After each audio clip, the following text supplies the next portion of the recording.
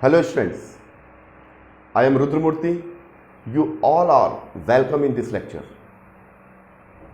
आज मैं आप लोग को अल्टरनेटिंग सर्किट से रिलेटेड कुछ शॉर्टकट फार्मूले बताऊंगा जिसके हेल्प से अगर आपको कोई भी सर्किट आएगा, चाहे एलआर सर्किट हो, सीआर हो, एलसीआर हो, उसमें अगर आपको इम्पीडेंस निकालना है या phase difference between voltage and current, वो आप इजीली निकाल सकते हो। तो उसके बारे में हम बात करते हैं। तो सबसे पहले आपको शॉर्टकट मेथड में जाना है तो सबसे पहले आपको मालूम होना चाहिए एलसीआर सर्किट के बारे में। तो किसी भी सीरीज एलसीआर सर्किट में कितने कंपोनेंट होते हैं स्टूडेंट्स? 3 कंपोनेंट्स होते हैं। एक इसको इंडक्टर बोलते हैं, इसको कैपेसिटेंस बोलते हैं और इसको रेजिस्टेंस बोलते हैं। इसको डिनोट करते हैं एक्स आर, इसको बोलते हैं हम ओमिक रेजिस्टेंस। ओमिक रेजिस्टेंस, और इसकी वैल्यू होती है आर। इसका मतलब X R does not depend on omega. Frequency से इसको कोई मतलब नहीं है। 2 पाई एफ, दैट मीन्स अगर हम एक्स आर ओमिक रेजिस्टेंस और फ्रीक्वेंसी के बीच में या एफ से रिप्रेजेंट करते हैं, ग्राफ प्लॉट करें तो ये सीधा जाएगा। That means the ohmic resistance does not depend on the frequency of alternating current. इसका ग्राफ ऐसा बनेगा। तो हम इसको ओमिक रेजिस्टेंस बोलते हैं। It is denoted by the X R और इसकी वैल्यू आर होती है। इसमें ओमेगा ऐड नहीं होता। पहली बात ये है, इसको याद रखिए आप। सेकेंड पॉइंट आपको क्या याद रखना है स्टूडेंट? देखिए एक्स आर, अच्छा इसका यूनिट क्या होगा? ओम। एक्सएल इंडक्टर रेजिस्टेंस,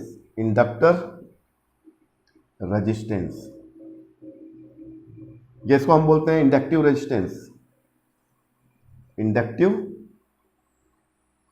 रेजिस्टेंस, और इसकी वैल्यू होती है एक्सएल इक्वल होती है omega L. That means the inductive resistance depend on the frequency of the alternating current.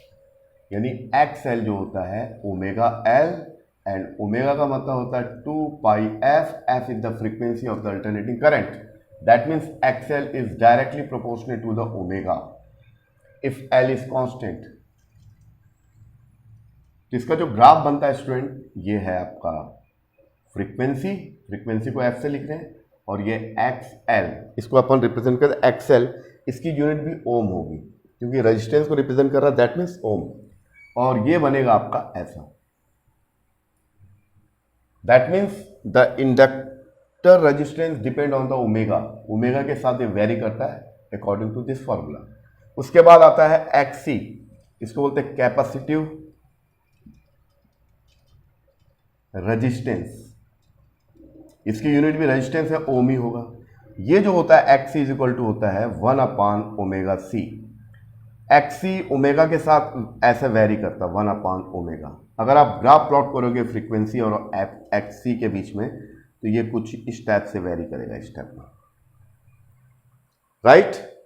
तो 3 चीजें, पहली बात तो ये आपको नॉलेज होना चाहिए अगर आपको कोई भी न्यूमेरिकल बनाना है, ठीक है। XR ohmic resistance, it does not depend on the frequency of the applied alternating voltage. Second, inductive resistance, the unit of the inductive resistance is ohm and the value is omega L, और ये आपका capacitive resistance. ये 3 चीजें आपको मालूम है। चलिए उसके बाद आप क्या करोगे, देखिए ये तो आपको नॉलेज होना चाहिए। चलिए उसके बाद अगर आपको कोई भी फॉर्मूला डिडक्ट करना है तो 3-4 बातें और ध्यान रखना है, तो फिर आपसे न्यूमेरिकल बन जाएगा।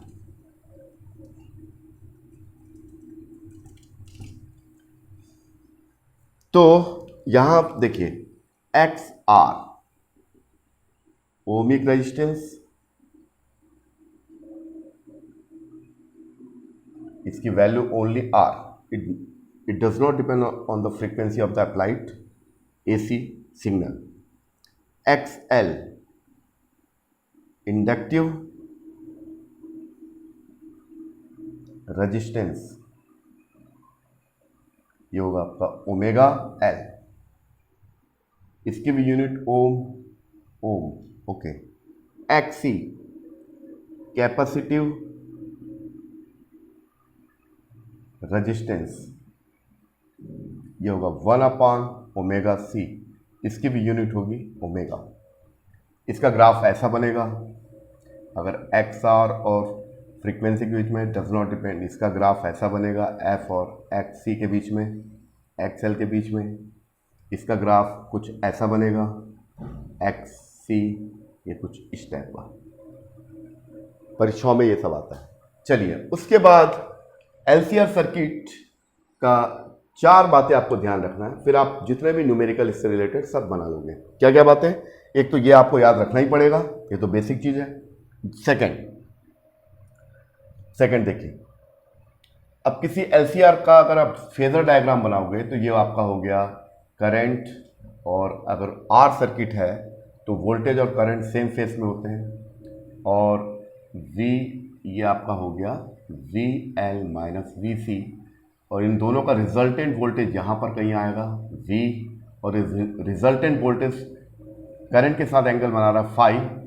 तो इसके थ्रू हम जो फॉर्मूला निकालते हैं इसको आप ध्यान में रखिए। बस इसी को अगर आप ध्यान में रखोगे तो कोई भी न्यूमेरिकल, अगर एलसीआर सर्किट या एलआर सीआर जितने भी सर्किट हैं उनसे जो भी न्यूमेरिकल आएगा आप उसको इजीली सॉल्व कर सकते हो। देखिए कैसे। सबसे पहले इंपीडेंस,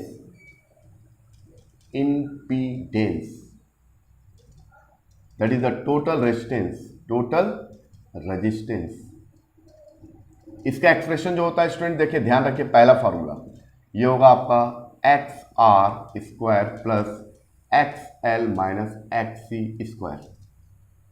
इसको और लिखिए, Z equals to impedance total resistance की यूनिट ओम होगी, आर स्क्वायर प्लस एक्सएल की जगह वैल्यू रखोगे आप omega L minus 1 upon omega C square. ये पहला एक्सप्रेशन है, पहला ये आपको याद रखना है। Second, what is the phase difference between voltage and current. इसके लिए आपको टेन फाई याद करना पड़ेगा। टेन फाई अगर आप देखोगे तो ये जो वैल्यू है वी एल माइनस वी सी, ये आप ध्यान दीजिए, परपेंडिकुलर अपान बेस, तो ये आपका होगा V L minus V C upon V R. तो पहला फॉर्मूला आपको ये याद रखना है, और इसके थ्रू हम अभी आपको बताऊंगा कि कैसे निकालोगे आप। सेकेंड है ये वी एल का मतलब होता है I X L minus I X C upon I R. तो टेन फाई जो वैल्यू आएगी ये होगा X L minus X C upon R. I common लेके कैंसिल कर दो तो ये होगा omega L minus 1 upon omega C upon R. दूसरा फॉर्मूला आपको ये याद रखना है जो मैंने स्टार बनाया है, ठीक। थर्ड फॉर्मूला देखिए, बस इसी का याद रखना, बाकी आप सब बना लोगे आप। थर्ड फॉर्मूला क्या है? Third formula, the voltage and current equation any instant time the voltage equation is given by V naught sine omega T. ये पीक वैल्यू होती है या आरएमएस वैल्यू होती है, जो उसको बोलते हैं virtual value of virtual value.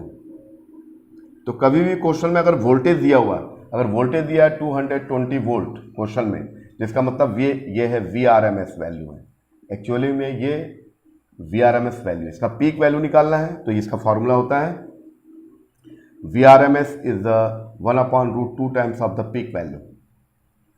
तो V naught equals to √2 times of the V R M S. अगर सर्किट में करंट की वैल्यू दी है 5 एम्पियर, इसका मतलब होता है virtual value of the current, ये आरएमएस वैल्यू होता है। तो क्वेश्चन में जब भी करंट और वोल्टेज की वैल्यू दिया है तो आप तुरंत लिखोगे RMS value of voltage, RMS value of current. ये चीज आपको नॉलेज होना चाहिए। तो ये हुआ, तो ये आपका हुआ इनपुट सिग्नल। मैंने इनपुट सिग्नल दिया,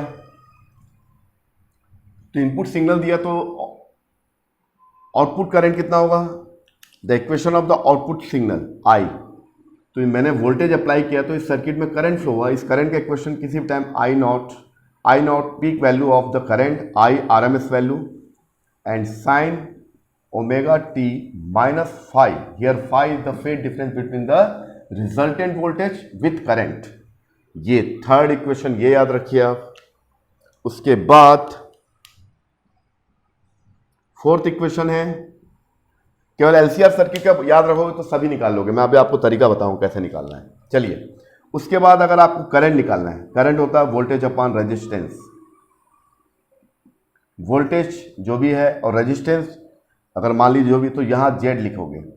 अगर एल आर है तो एल आर, सी आर है तो C R, L C R है तो एल सी आर, जो भी होगा ये इम्पीडेंस होगा, ये फॉर्मूला, ठीक है। और ये 4 बातें आपको ध्यान में रखना है बस। तो ये अगर 4 बातें अगर आपको ध्यान में है और कुछ बेसिक चीजें मैंने आपको स्टार्टिंग बताया, तो आप अल्टरनेटिंग सर्किट में किसी भी टाइप का अगर न्यूमेरिकल आएगा तो उसको आप बना सकते हो। चलिए हम लोग अब कुछ इसके शॉर्ट ट्रिक फॉर्मूले पर ध्यान देते हैं। अगर only R circuit, if the circuit is the containing only R circuit, only C circuit, only L circuit, LR circuit, CR circuit, LC circuit, तो 6 ऐसे होते हैं। तो 6 सर्किट का आपको याद करना मुश्किल जाएगा, लेकिन अगर आपको ये बनता है तो आप 1 मिनट से भी कम समय में इक्वेशन निकाल लोगे, चारों इक्वेशन एक साथ निकाल सकते हो। वो कैसे निकालोगे मैं भी आपको बताता हूं।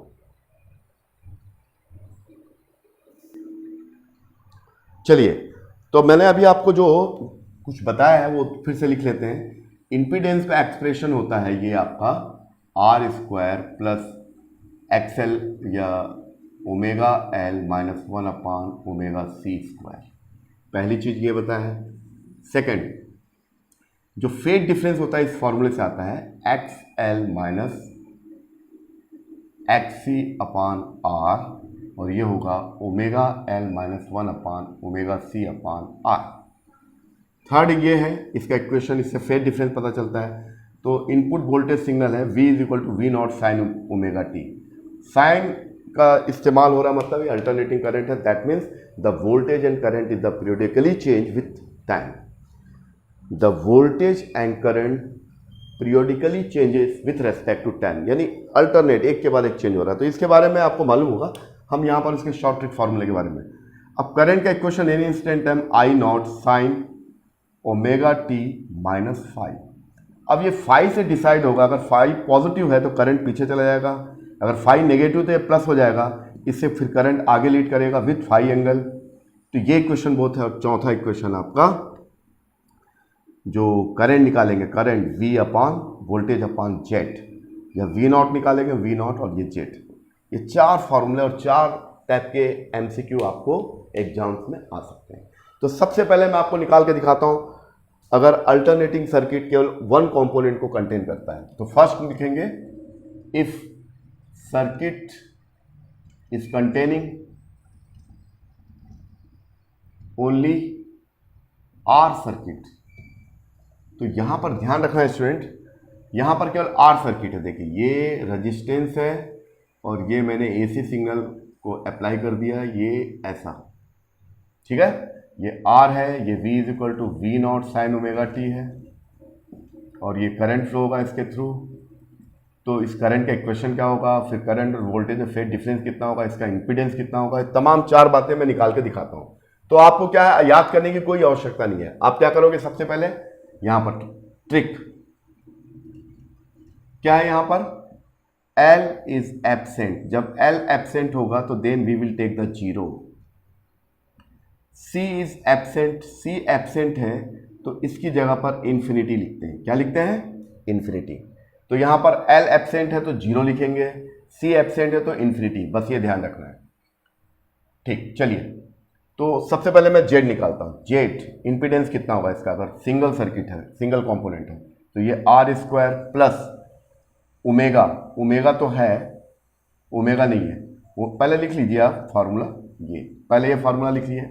तो Z इक्वल टू क्या होगा, R है तो R square plus omega L zero मतलब ये जीरो माइनस 1 अपान ये C की जगह इन्फिनिटी रखिए, इन्फिनिटी स्क्वायर। तो that means Z equal to ये सब जीरो हो जाएगा तो ये आएगा R।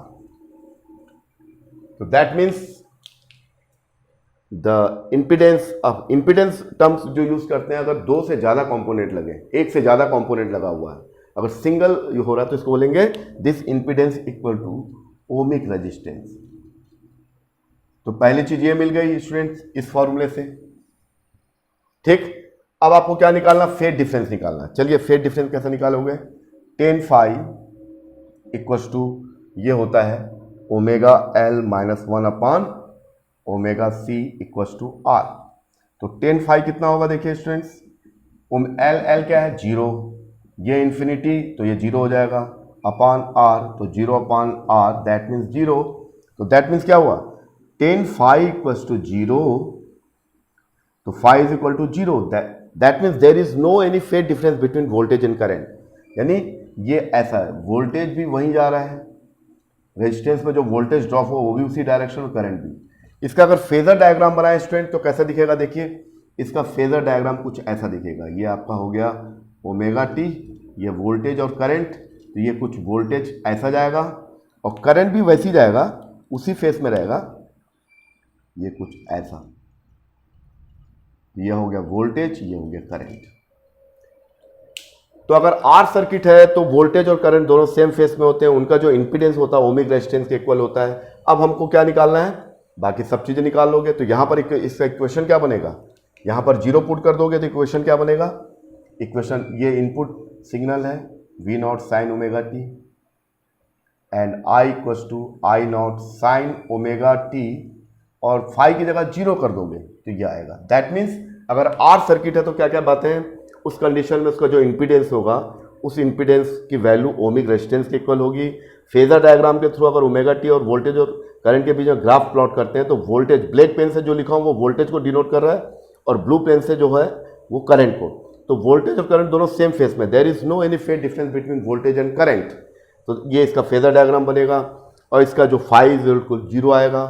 और करंट निकालना है तो वैसे निकाल लोगे, करंट कितना होगा I नॉट V नॉट और जेड की जगह क्या आएगा R। तो स्टूडेंट आपको मेरी बात समझ में आ गई। अब देखिए मैं और बताता हूं, मैं इस 4 फॉर्मूले के हेल्प से आप कोई भी फॉर्मूला निकाल सकते हो। 6 सर्किट हैं, उन सभी सर्किट का आप निकाल सकते हो। तो एग्जाम में आपको याद करने की जरूरत नहीं, जो भी आएगा बस इतना अगर आपको ध्यान है तो बाकी सब निकल जाएगा। अब चलिए सी सर्किट के बारे में बात करते हैं। ये आपको समझ में आ गया, इसको अप्लाई। अब मैं आपको सी और एल सर्किट के बारे में बात करते हैं हम लोग।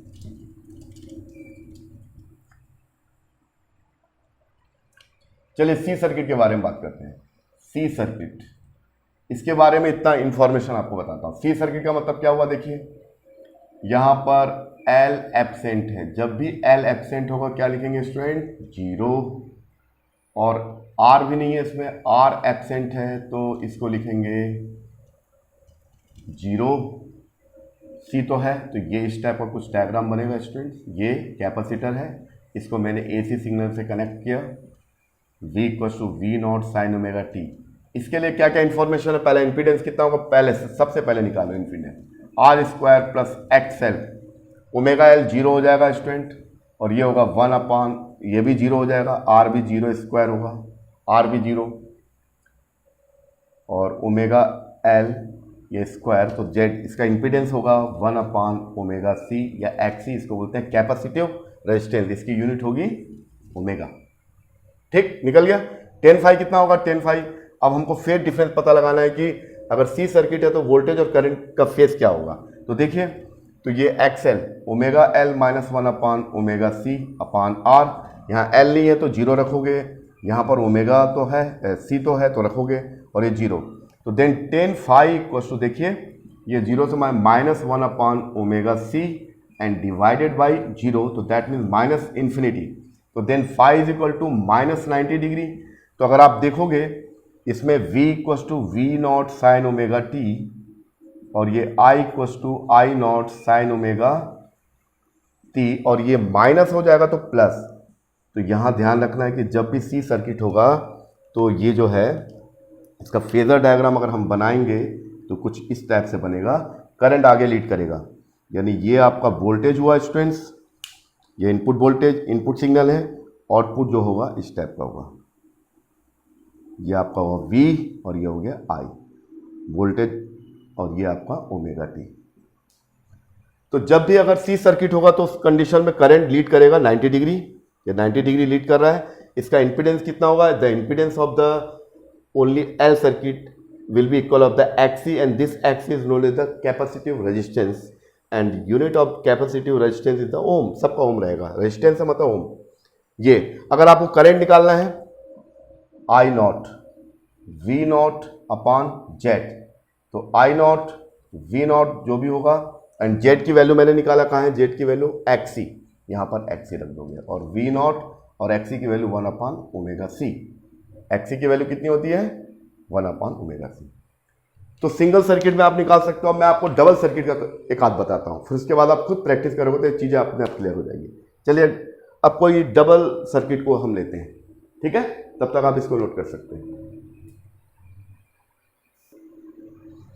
चलिए स्टूडेंट्स, ये देखिए एलआर सर्किट में एक और बता रहा हूँ, उसके बाद आपको एक न्यूमेरिकल भी बता देता हूँ।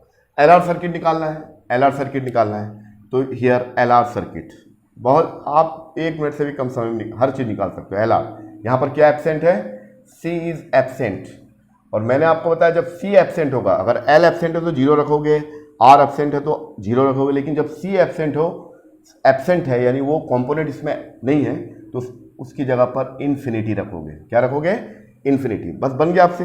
तो सबसे पहले इंपीडेंस निकालते हैं, ये हो गया R square plus X L minus, या एक्सएल ना लिख के omega L minus 1 omega C square.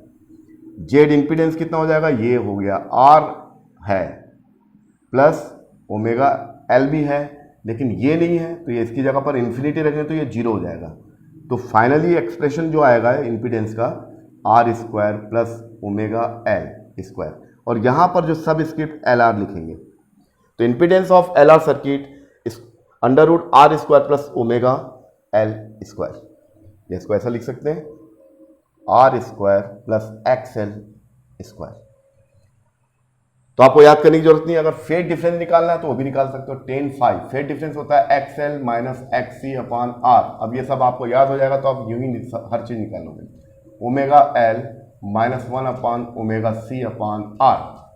Omega L ये 0 है, ये यहाँ पर सॉरी सी एब्सेंट है, ये है तो ओमेगा एल लिखोगे, ये इन्फिनिटी है तो 0 हो जाएगा, और ये आर, तो then 10 phi equals to omega L upon R. इसके हेल्प से आप पावर फैक्टर भी निकाल सकते हो, लेकिन उसको अलग से मैं आपको वीडियो बना के बताऊंगा पावर फैक्टर कैसे निकालते हैं। अभी फिलहाल हम लोग ये देख रहे हैं। उसके बाद ओमेगा एल, तो इसका equation v is equal to V naught sine omega T, और ये i equals to I naught sine omega T minus phi. Here phi is equal to कितना होगा, 10 inverse omega L upon R.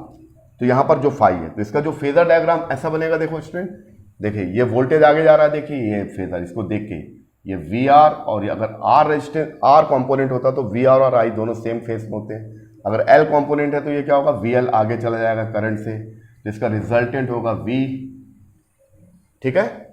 तो resultant voltage भी निकाल सकते हो आप, ये हो जाएगा रिजल्टेंट वोल्टेज। अगर इसको देखोगे यहाँ पर ध्यान दो तो ये हो जाएगा यूजिंग द पाइथागोरस थ्योरम, ये होगा वी आर और ये हो गया वी एल, तो रिजल्टेंट वोल्टेज हो गया V R square plus V L square under. ऐसा भी निकाल, अगर आपको रिजल्टेंट वोल्टेज निकालना है तो फेजर डायग्राम के थ्रू रिजल्टेंट वोल्टेज भी निकाल सकते हो, एग्जाम में पूछा जाता है। और इसी रिजल्टेंट वोल्टेज के हेल्प से हम इंपीडेंस निकालते हैं, जो इंपीडेंस जो निकाला गया है इसी फॉर्मूले के थ्रू निकाला जाता है। तो हम उसका डिडक्शन नहीं बता रहे, डायरेक्ट यूज बता रहे कैसे न्यूमेरिकल्स में करेंगे, ठीक है। तो ये हुआ। अब आपको क्या चाहिए, करंट, आपने क्या फाई निकाल लिया, इंपीडेंस निकाल लिया, फाई कितना होगा 10 phi omega L upon R, और क्या चाहिए, करंट चाहिए I equals to V upon Z, V upon Z का मतलब जेड एल आर, और एल आर कितना हो गया वी, या वी नॉट करोगे तो यहाँ नॉट हो जाएगा मैक्सिमम वैल्यू, और ये जेड एल आर कितना निकाला स्टूडेंट आपने, ये इसको रख दीजिए आप, R square plus X L square. तो ये एल आर सर्किट का हुआ स्टूडेंट्स। तो आप ये 4 जो फॉर्मूला बताया, उस 4 फॉर्मूले के बेसिस पे आप जितने भी सर्किट हैं, सिंगल सर्किट हो चाहे डबल सर्किट हो, तो 6 सर्किट बनते हैं, सिंगल 3 और डबल के 3, 6। इनमें से कोई भी न्यूमेरिकल प्रॉब्लम होगा तो आप उसको इजीली बना सकते हो। तो आज का जो मेरा जो लेक्चर था वो बेसिकली क्या था, उसको शॉर्ट में फिर बता देता हूँ, इसको मिटा के, कि उसको शॉर्ट में लिख देते हैं अपन, फिर नेक्स्ट वीडियो में शॉर्ट वीडियो बनाऊंगा, उसमें इससे रिलेटेड एक आध न्यूमेरिकल भी बता दूंगा, तो आपको और ज़्यादा क्लियर हो जाएगा। आज का जो ये था कि अगर आपको कभी भी इंपीडेंस निकालना है तो आपको केवल ये याद रखना है, Z equals to R square plus omega L minus 1 upon omega C whole square. और अगर 10 फाई याद करना है फेज डिफरेंस, तो ये आपको है एक्स, सीधा omega L minus 1 upon omega C upon R. और इक्वेशन याद करना है, V is equal to input voltage है और आउटपुट करंट कितना होगा ये डिसाइड होगा I naught sine omega T, और यहाँ के ओमेगा माइनस फाइव, ये फाइव यहाँ से डिसाइड होगा कि प्लस होगा कि माइनस होगा कि जीरो होगा, यहाँ से डिसाइड होगा। 1 2 3 4 4 ये है कि अगर आपको करंट निकालना है तो V अपान जेड। अब यहाँ पर जेड क्या है, सिंगल के लिए कि डबल के लिए? अगर डबल के लिए एल आर है तो एल आर लिखोगे, एल सी है तो एल सी लिखोगे वो ये। अगर पीक वोल्टेज पीक करंट चाहिए तो V नॉट अपान जेड लिखोगे। ठीक है, ये बातें आपको ध्यान में रखनी चाहिए। अगर ये बातें अगर आपको ध्यान में है तो आप कोई भी न्यूमेरिकल बना सकते हो, आप तुरंत निकाल लोगे इसके। अच्छा एक चीज और बता देता हूं, अगर आर सर्किट है तो इसमें क्या एब्सेंट है? एल एब्सेंट है तो क्या लिखोगे? 0। और सी एब्सेंट है तो क्या लिखोगे? इन्फिनिटी। और ये सी सर्किट है तो यहां एब्सेंट क्या है? एल एब्सेंट है। जब भी एल एब्सेंट होगा तो 0 रखोगे, और सी है, आर एब्सेंट है, ये भी 0 होगा। केवल सी एब्सेंट होने पर इन्फिनिटी होता है, बस ये ध्यान रखना है। आर सर्किट, सी सर्किट और एल सर्किट। एल सर्किट में क्या होगा? यहाँ पर सी एब्सेंट है, सी जब भी एब्सेंट होगा तो आपको इन्फिनिटी लेना पड़ेगा, और आर है एब्सेंट तो 0 होता ही है। तो इन चीज़ों को अगर आप रखते जाओगे, अगर सिंगल सर्किट है तो ये रखोगे, अगर डबल सर्किट है जैसे एल आर, इसमें क्या है? सी एब्सेंट है, तो सी एब्सेंट है तो क्या होगा? इन्फिनिटी। तो ये वैल्यू यहाँ रखोगे चारों में तो 4 एमसीक्यू बन जाएंगे आपसे। और एल आर के बाद सी आर, सी आर में यहाँ पर एल एब्सेंट है, एल एब्सेंट होगा तो आप 0 रखोगे। फिर एल सी लिखोगे, एल सी में आर एब्सेंट है तो ये आप 0 रखोगे। यानी कहने का मतलब जब सी एब्सेंट होगा तभी आप 0 की जगह इन्फिनिटी रखोगे, बाकी अगर एल और आर एब्सेंट है तो आप 0 रखोगे। तो इस तरीके से आप चारों चीज़ें आप आसानी से 1 मिनट से भी कम समय में निकाल सकते हो। तो स्टूडेंट, मेरा बताने का मकसद ये कि अभी कॉम्पिटिटिव अभी आप लोग का एग्जाम हो रहा है तो हमको छोटे छोटे जो शॉर्ट ट्रिक फार्मूले की जरूरत पड़ती है, क्योंकि उतना टाइम अवेलेबल नहीं है। तो ये अल्टरनेटिंग करंट में जो सर्किट्स हैं, जितने भी सिंगल सर्किट हो चाहे डबल सर्किट हो, उनका 4 चीज़ें हमको पूछता है एग्जाम में। एक इंपीडेंस, एक phase difference, what is the phase difference between voltage and current, and find the maximum current flowing through this circuit. ये 4 1 2 3 4 चीजें पूछता है। 4 चीजों को पूछने का ट्रिक ये है, ये इसका ट्रिक है। इसको आप अप्लाई करिए, आप देखेंगे कि आपको हर चीज इजीली बन रहा है। इसी के साथ हमारा लेक्चर खत्म हो जाता है। अगर आपको ये मेरा वीडियो पसंद आए, इसको लाइक करिए, शेयर करिए और सब्सक्राइब करिए। इन्हीं सब के साथ ये वीडियो खत्म हो जाता है। मैं अगले वीडियो में कुछ और भी शॉर्ट ट्रिक वाले फॉर्मूले आपके सामने लाऊंगा, वो भी आपको अच्छा लगेगा। Thank you.